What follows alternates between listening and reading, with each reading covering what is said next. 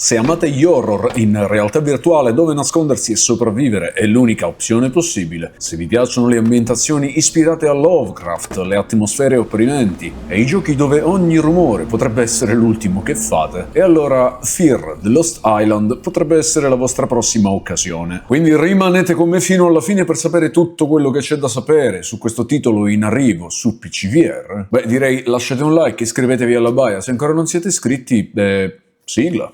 La baia di Ben! La baia di Ben!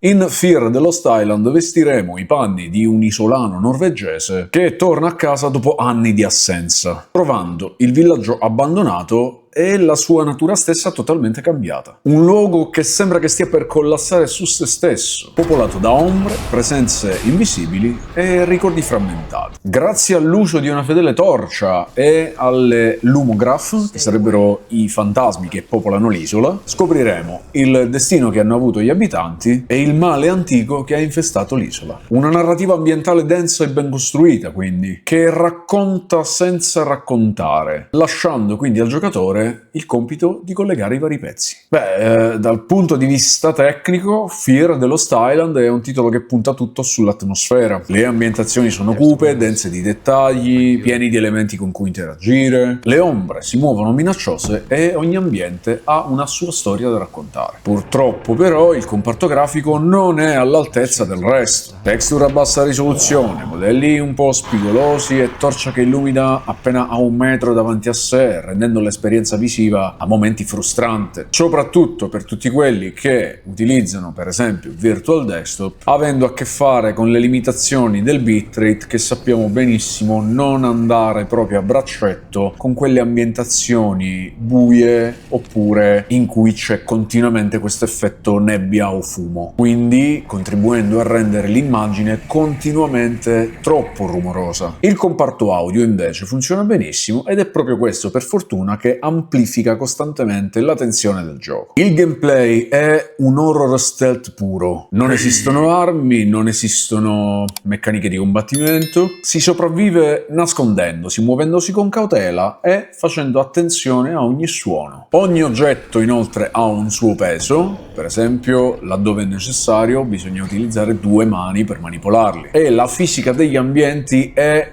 sorprendentemente realistica se pensiamo che si tratta di un indie. Si possono lanciare oggetti per esempio per distrarre il nemico, si possono aprire porte leve con una mano sola oppure mentre si regge la torcia, e ogni movimento è fisico e quindi immersivo. Questo è il bello della VR. Almeno nella versione di test che ho provato io pare non esserci inventario, quindi se lasciate cadere la torcia dovete riprenderla da terra. Sebbene in un momento del playtest mi venisse detto che portando la mano dietro la spalla avrei avuto la possibilità di riporla e riprenderla, effettivamente questo non succedeva. E quindi sono stato costretto a giocare tutto il playtest con la torcia in mano, perché alla fine il gameplay ruota tutto intorno alla luce, alle ombre e ai rumori. Tra i pro di The Lost Island abbiamo un'atmosfera horror davvero riuscitissima, una narrativa ambientale intrigante, fisica degli oggetti ben implementata, gameplay immersivo e ragionato. Tra i contro devo dire che la grafica è un po' sotto la media, la torcia poi, quell'illuminazione davvero troppo limitata, assenza della lingua italiana e infine si tratta di un'esperienza molto lenta e ragionata, quindi sappiate che non è per tutti. Insomma, Fear the Lost Island è pensato per chi ama gli horror narrativi in VR, i giochi in cui sopravvivere è l'unica opzione e dove il vero nemico è l'atmosfera stessa. Se vi piacciono titoli come Call of Cthulhu, Alan Wake o qualsiasi horror stealth a base di nascondigli e caccia al buio, questo gioco potrebbe fare per voi. Se invece cercate azione, grafica mozzafiato e un'esperienza veloce e immediata,